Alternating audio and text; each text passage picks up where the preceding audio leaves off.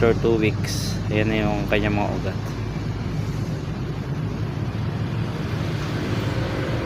Saka ko ngayon siya itatransfer sa lupa para dire-diretso na yung kanyang pagkabuhay.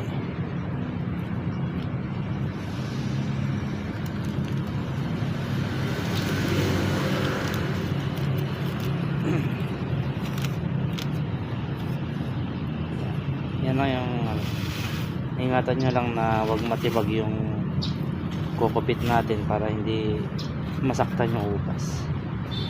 Dire-diretso na yung kanyang pagkabuhay.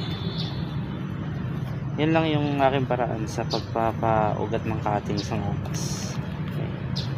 Pa-share lang guys para sa mga gusto rin magpabuhay ng cuttings.